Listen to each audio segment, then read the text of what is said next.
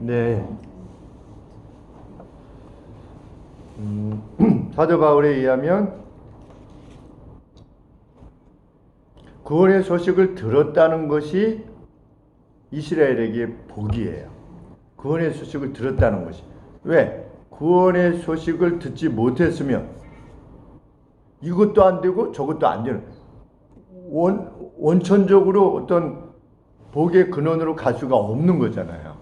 그런 차원에서 이스라엘이 복을 받은 거예요. 근데 실질적으로 이스라엘은 하나님을 잘 섬겼을 때 어떻게 됐습니까? 잘 안 섬겼죠. 잘 섬겼을 때는 어떻게 됐어요? 번영을 누렸어요. 잘못 섬겨서 어떻게 됐습니까? 벌을 받았지. 네, 징계를 받았습니다. 그래서 나라가 완전히 멸망됐습니다. 그래서 이스라엘은 어떻게 보면 리트머스 시험지랑 비슷한 겁니다. 그러니까 이스라엘은 어떤 배타성을 지닌 복을 받은 게 아니고, 이스라엘은 뭐 이렇게 하든 저렇게 하든 잘못하든 뭐 잘하든 하나님이 보호해주는 나라가 아니라 이스라엘을 통해서 하나님이 어떠한 분이신가를 드러내 주신다고 하는 차원에서 리트머스 시험지와 같은 그런 역할을 감당한 겁니다. 그래서 오히려 재난을 당할 때는 더 심한 재난을 받은 겁니다. 왜? 하나님의 어떠하심이 드러나야 되니까. 그래서 세상이 말하는 복과 다릅니다. 근데 오늘 우리도 마찬가지입니다. 우리가 하나님의 백성인데 하나님의 뜻이 무엇인가를 밝히 알게 되지 않았습니까? 만약에 우리가 알지 못했다면 어떻게 할 수도 없는 존재였는데 알게 되었다는 자체가 복인데, 그렇다고 해가지고 우리는 죄악을 지어도 괜찮고 이방은, 믿지 않은 사람은 죄악을 지면 안 되고, 하나님은 우리가 아주 무지한 죄악을 저질러도, 그냥 고의적인 악을 저질러도 하나님은 교회 다니니까 봐주고, 이런 복은 결코 아니라는 겁니다. 오히려 우리를 통해서 오늘도 하나님은 드러내실 겁니다. 하나님의 어떠하심을. 하나님이 잘 섬기는 이들에게 하나님께서 번영과 안녕을 주실 것이고, 예수님을 믿는다고 하면서도 우상에 가서 절하고 어떤 상황이 되면 하나님과 원하시는 뜻과 달리 행하면 하나님께서 그를 상대하실 겁니다. 우리는 뭐 또 삶 속에서 보지 않습니까? 그렇게.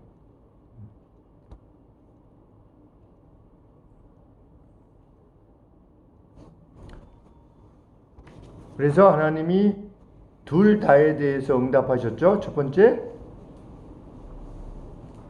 하나님의 마음을 여기에 두시옵소서라고 하는 성전에 대한 기도, 그리고 그 다윗의 위가 계속될 수 있도록 해달라고 하는 기도, 두 기도에 하나님께서 선히 응답하셨습니다.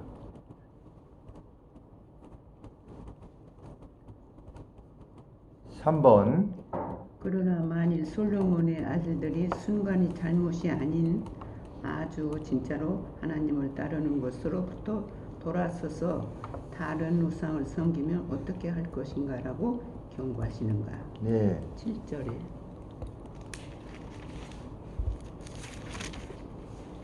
내가 이스라엘이 나의 준 땅에서 끊어버릴 것이요 내 이름을 위하여 내가 거룩하게 기버린 이 전이라도 내 앞에서 던져버리리니 이스라엘은 모든 민족 가운데 속담거리와 이야기거리가 될 것이다. 네, 그렇습니다. 그래서 이 전이라도 어떻게 하실 것이다. 이 전이라도 예, 던져버리실 것이다. 그렇죠? 내 앞에서 던져버릴 것이다.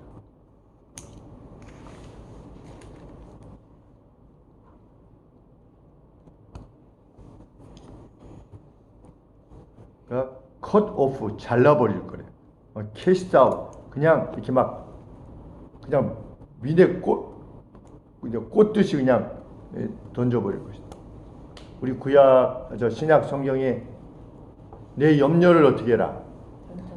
던져버리라 그랬잖아요. 그때 똑같은 용어를 사용한 겁니다. cast out. 그러니까 여기에 똑같은 언급을 하는 거거든요. 그러니까 염려를 어떻게 해라? 그냥 윈에 꽂듯이 그냥 던져버리래요.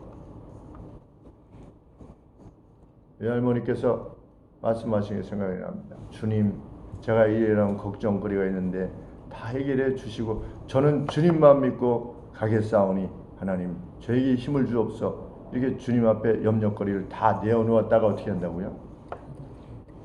나중에 돌아갈 때 다시 보자기에 다 싸가지고 근심을 안고 다시금 집으로 간대요. 이게 보여만 주고 간대. 하나님 옆에 제 근심거리는 이겁니다 이렇게 한 다음에 다시 싸가지고 근심을 안고 들어간다고 그 표현을 쓰셨는데, 내어 던지라. 내가 던져버릴 거다. 자, 6절 말씀에 보면, 그런데 만일 너희나 너희 자손이 하나님을 쫓지 아니하는데 어떻게 쫓지 않은 거예요? 네. 돌이켜. 정말로 돌아서 버린 겁니다. 그러니까 하나님이 우리의 실수나 순간적인 어떤 그런 것들에 의해서 죄악 행했을 때 그런 것이 아니고 거듭된 경고와 하나님의 말씀에도 불구하고 그렇게 했을 때라고 하는 표현입니다.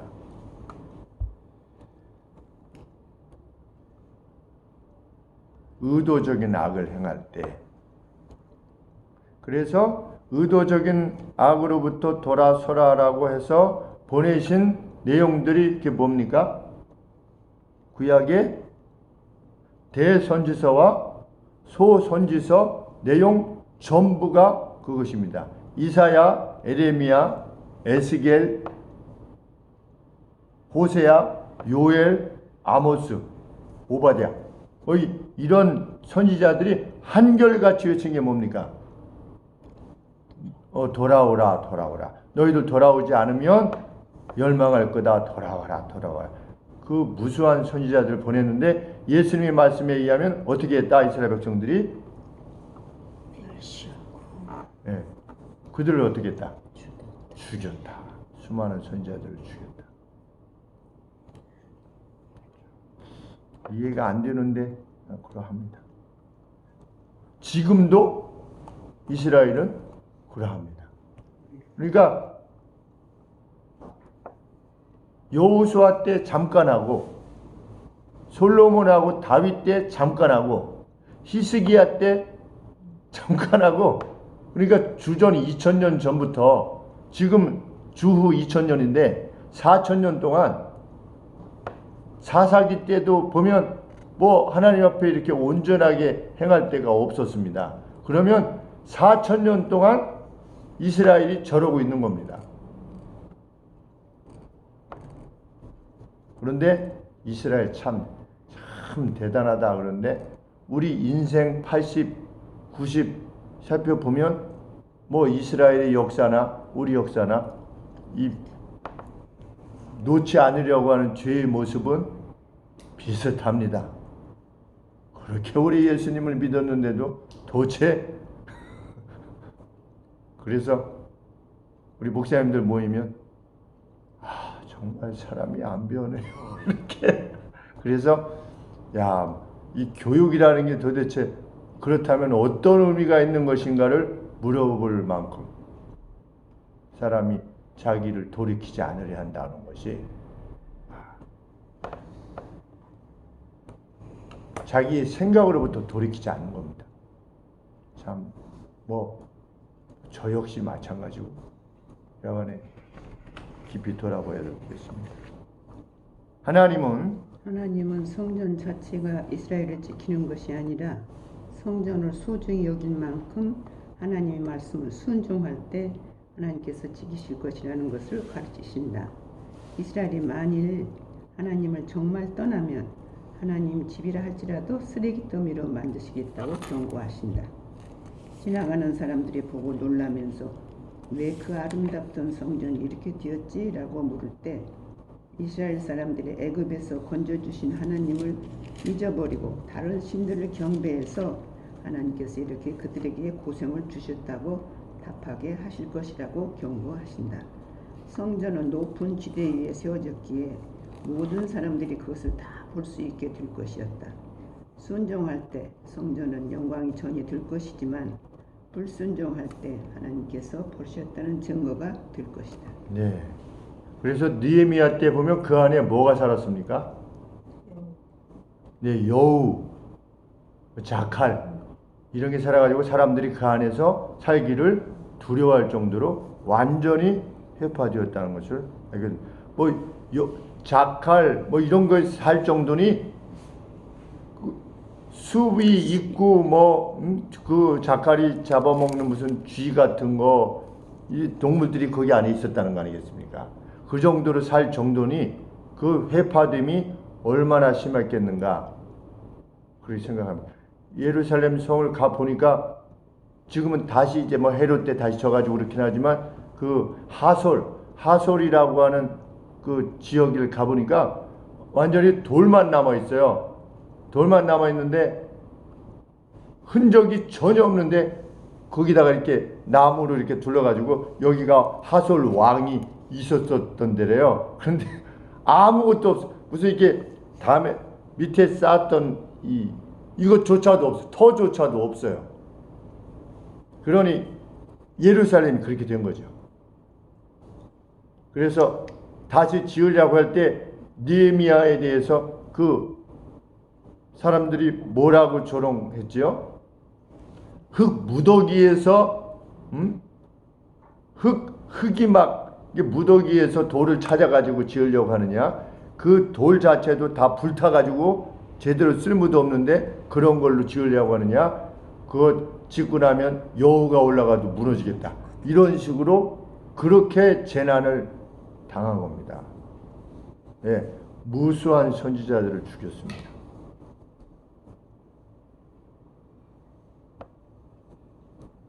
오늘도 참 이 하나님의 말씀을 전할 때 정말 허탈하고 괴로운 것 중에 하나는 뭐냐면 그 목사님 생각이십니다. 이렇게 할 때가 제일 힘든 거죠. 제일. 선지자 당신 생각이요. 이렇게 할 때 그것이 자신에게 괴로움을 초래한다는 것을 그들도 그렇지 않았겠습니까? 예레미야 선지자가 이사야 선지자가 와서 이렇게 외칠 때 이렇게 해야 됩니다 라고 했을 때 너 어디서 그런 말 듣고 와가지고 그렇게 하느냐 라고 하지 않았겠습니까? 참 너무나 안타까운 일입니다. 네. 4번 우상 숭배는 어떤 차원에서 그토록 심각한 죄인가? 네, 우리 9절에 보시면 저희가 자기 열조를 애굽 땅에서 인도해 내신 자기 하나님 여호와를 버리고 다른 신에게 부정하여 그 제목이 다른 신을 따르는 겁니다. 그렇죠? 다른 그 어떤 것보다도 다른 신을 섬기는 것이 왜 그렇게 심각한 죄인가? 왜 다른 신을 섬기는 것이 우상 숭배가 그렇게 심각한 죄일까요?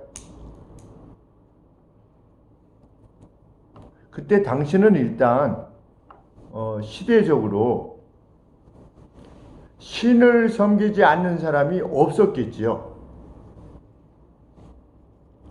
우리가 1950년대만 해도 미국 사람들이 대부분 교회를 다니면서 하나님을 섬기던 불과 한 70년 전에는 그리고 미국에서도 1960년대까지만 해도 이혼이 없었대요. 거의. 그래서 만약에 이혼하면 저 이혼했대. 이게 어떤 사회적 이슈가 될 만큼 1960년대에도 그랬대요. 미국에서도. 근데 불과 몇십 년 차이. 그러니까 그 이전에는 그것에 대해서 그렇게 생각했던 거 아니겠습니까? 그런데 점점 이 뒷세대로 오면서 하나님 말씀하시는 것과 세상이 이게 더 가고 있는데 이 이스라엘 이 열왕기상 정도 때에는 일반 다른 나라들도 신을 섬기지 않는 사람들이 없었겠죠. 마치 우리나라 사람들이 제사를 다 집집마다 제사를 다 지냈던 것처럼. 근데 제사조차도 사실 그게 중국에서 온 거라고 하지 않습니까?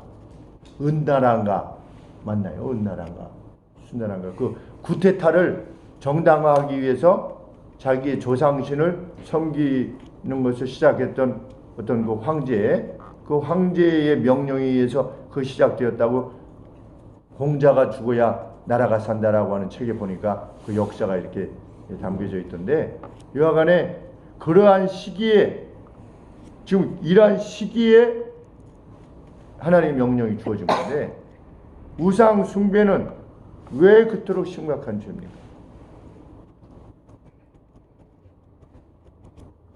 왜 하나님은 그렇게 막 혐오스럽게 여기시고 막 토해내 칠 것 같다 이런 표현을 쓰셨습니다. 하나님을 잡신의 하나님. 네, 1차적으로 하나님의 영광을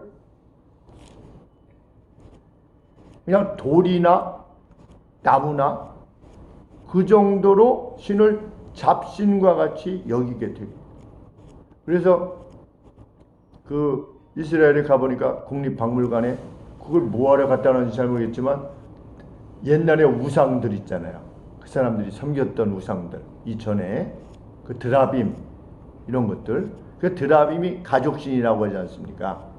그저 라헬이 숨겨가지고 그 밑에 이렇게 가지고 왔던 그러니까 라헬도 보면 여호와에 대한 인식이 야곱과 달리 별로 없었던 거죠. 그래요. 그걸 어떻게 숨겨가지고. 네, 그러니까 외삼촌이 화가 난 겁니다. 왜? 자기 신을 가져갔어요. 자기 신을 가져간 겁니다. 자기 신을 가져갔어. 그 얼마나 웃기는 겁니까? 신이 막 훔쳐가고 막 발견되고 신을 막 찾았잖아요. 드라빔을. 근데 가서 보니까 그 거울 안에 박물관 안에 보니까 한 요만해요. 그러니까 여기다 이렇게 숨길 수 있었던 겁니다. 무슨 이렇게 크게 만들어 놓은 게 아니고 그래가지고 어떤 거는 한 요만한 것도 있어요. 그러니까 사실 그러니까 마리아 상을 만들잖아요. 그런데 어떤 거는 큰 뭐 한 요만한 것도 있지만 뭐 요만한 것도 있어요. 집에 가보면 게 있고 거기다 뭐 좀 잘 믿는다고 하는 사람 거기다 촛불도 켜놓고 뭐 이렇게 모양도 해놓고 묵주도 그 옆에다 놓고 이렇게 하는데 그게 뭐랑 비슷하냐?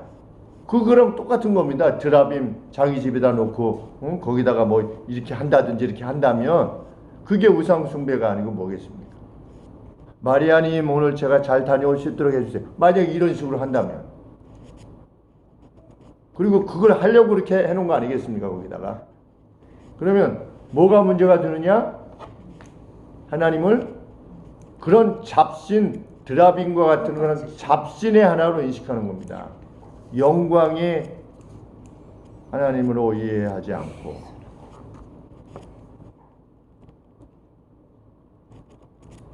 그러면 결과적으로 하나님께서 요청하시는 그 어미하신 신으로서 요청하시는 하나님의 율례와 법도를 따를 수 없게 됩니다.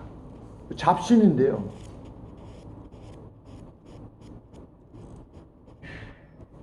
그래서 구약 성경에 보면 우상에 대해서 그렇게 말씀을 많이 하시는 겁니다. 세계관이 다른 겁니다. 세계관이. 잡신을 섬기게 되면 세계관 자체가 달라지는 겁니다. 그런 차원에서 심각한 죄입니다. 하나님은 나의 법도와 율례를 지키라고 했는데 우상을 섬기면 하나님의 율례와 법도를 지킬 수가 없어요.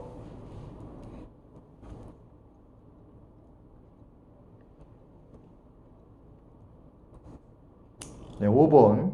이스라엘은 성전을 이유로 그들의 안전을 보장받을 것이라고 여겼으나 하나님의 말씀을 따르지 않는다면 성전은 오히려 무엇이 될 것이었는가. 예, 예레미야 50장 28절에 보시니까 바벨론 땅에서 도피한 자의 소리여 시온에서 우리 하나님 여호와의 구복하시는 것 그의 성전에 보복하시는 것을 선포하는 소리로다. 네. 하나님이 보복하는 자.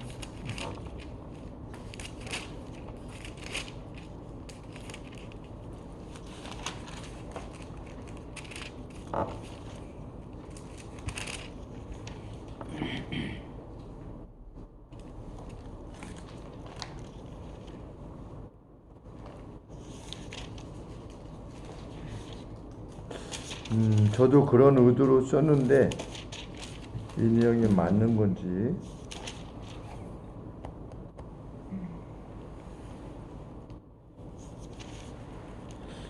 이것은 삭제해야 될 것 같아요. 왜냐하면 28절은 여호와의 보수. 제가 질문을 잘못 만들고 다시 생각해 보니까 이거는 여호와의 보수, 성전의 보수하는 거. 오히려 이스라엘 백성들을 위해서 누구에게 복수하시는 겁니까? 바벨론에게 복수하는 겁니다. 지금 성전은 없어졌는데 하나님께서 뭐라고 하시냐면 그 성전의 복수를 선포하는 소리로다. 성전은 없어졌지만 하나님께서 복수하시는 내용을 담고 있기에 요거는 제가 삭제하도록 하겠습니다. 그런데 이 앞쪽의 내용은 맞습니다. 이스라엘은 성전을 이유로 그들의 안전을 보장받을 것으로 여겼어요. 그래서 성전이 다 회파될 거라고 말씀하셨는데 예수님도 어떻게 말씀하셨습니까? 예수님 시대에도 사람들이 성전을 보고 특별히 누가?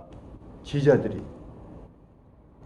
예수님께서 예루살렘 성에 이제 십자가에 달려 돌아가시려고 나아갔을 때 제자들이 어떻게 했습니까? 야, 우리 이게 성전을 보십시오. 마태복음 24장에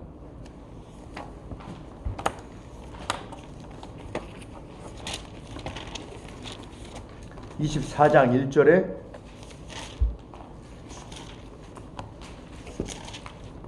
예수께서 성전에서 나와서 가실 때에 제자들이 성전 건물들을 가리켜 보이려고 나왔다.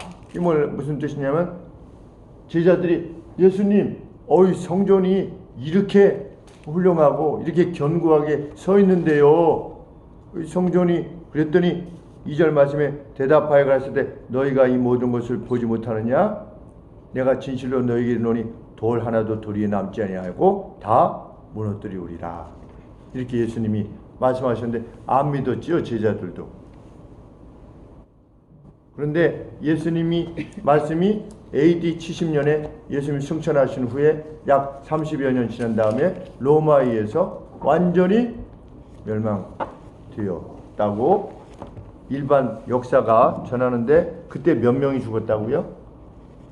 로마 역사가에 의하면, 기록에 의하면 이스라엘이 죽은 사람 수가 120만 명이 죽었습니다.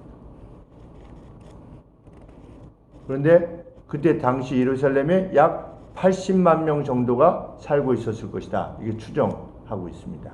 그러니까 예루살렘에 있었던 사람들은 다 죽은 겁니다. 그리고 나머지 흩어져 있던 유대인들이 40만 명이 더 죽어서 약 120만 명이 죽었다고 로마 역사가가 기록으로 남겨놨습니다. 그래 얼마나 사륙이 그 피비린내가 그런데 예수님께서 그것을 통해서 그 현재의 죄악을 갚으셨고 그리고 후대에 예수님의 말씀이 실현되었다라고 하는 것이 증거가 되어서 이게 무엇과 관계되어 있습니까? 말세에 대해서 관계되어져 있습니다. 말세. 예수님께서 마지막 날에 대해서 예언하실 때 그렇게 말씀하신 겁니다. 그런데 마지막에 이런 일이 있을 것이라고 하는 그 시대 사람들은 못 믿을 수도 있지 않습니까? 안 보이니까. 그러니까 그 전에 이러한 일이 있을 거다. 라고 하면 그런 일이 있을 때 말세에 대해서 이렇게도 말씀하셨지, 이게 이 정도면 그때 이루어지겠네 라고 하게 하시기 위해서 예수님께서 미리 말씀해 주셨던 건데, 이루어졌는데도 이스라엘 백성들이 그 역사를 잊는 겁니다. 얼마나 완악한 백성인지 알 수 없습니다. 그 다음에 안타깝게도 이 같은 분명한 경고에도 불구하고 이후 솔로몬과 이스라엘은 멸망하기까지 하나님을 떠났고 다윗과와 예루살렘은 주전 586년 바벨론의 느부갓네살에 의해 파괴되었다.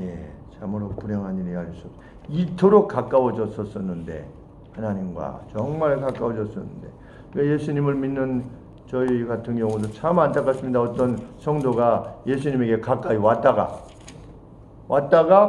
세상 염려, 돈 이런 것 때문에 그 시간을 그쪽으로 할애하고 자꾸만 그것을 목적하여서 가고 이러다가 점점 멀어지는 거 보고 참 그때는 심히 안타까운 일이 아닐 수 없습니다. 6번, 이 같은 하나님의 말씀이 어떤 차원에서 복된 말씀이라고 말할 수 있는가? 단서를 다루셔가지고 너희들이 나의 율례와 법들을 지키면 내가 지킬 것이다. 근데 만약에 하지 않으면 다 멸망할 거다. 이것이 어떤 차원에서 복된 말씀이라고, 복이라고 말할 수 있는가?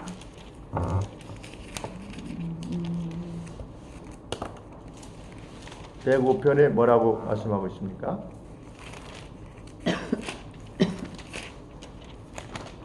105절에 119편 105절. 10편에서 제일 길죠. 네, 그렇습니다. 105편 주의 말씀은 내 발의 등이요 내 길의 빛이니이다. 하나님이 지금 말씀하셨어요. 솔로몬에게 어떤 차원에서 복된 말씀이라 이렇게 말할 수 있습니까? 단서를 주셨는데, 신명기 28장처럼 네가 들어가서도 복을 받고 나가서도 복을 받고, 근데 그 뒤쪽에 네가 들어가서도 저주를 받고 나가서도 저주를 받을 것이야. 근데 저주가 훨씬 길어요. 신명기 28장 보면은. 근데 이게 어떤 차원에서 복된 말씀이라고 우리가 말할 수 있습니까? 주의 말씀은 무엇이라고요? 진리, 생명, 그 말씀에 등이요 빛이. 등이요? 빛이다. 뭐에? 말씀은 내 발의 등. 내 발에. 이 무슨 뜻입니까? 나의 삶에 있어서 지침이 되어서 나로 하여금 실족지 않게 지켜줄 수 있는 내 발의 등이요 빛입니다. 우리 캄캄한 밤, 우리 인생이라고 하는 캄캄한 밤을 이렇게 걸어갈 때 내비게이션이 있는 겁니다. 하나님의 말씀이라고 하는 내비게이션이 있어서 우리는 그것을 받은 겁니다. 그것 자체가 복된 겁니다. 이게 없었으면 우리도 그냥 세상 사람들이 살아가는 방식대로 살아갔을 겁니다. 그러다가 죽고 나면 에고 이렇게 애곡하고 끝냈을 겁니다. 우리 공동묘지에 가면 멀리서 들어도 아는 거죠. 저게 지금 예수님 믿는 사람의 장례냐 믿지 않는 사람의 장례냐, 그냥 뭐 그 애곡이 절망이에요. 믿지 않는 사람들의 어머니 막 이렇게 와 막 이렇게 하는데 어우쇼, 화장장 가도 마찬가지고.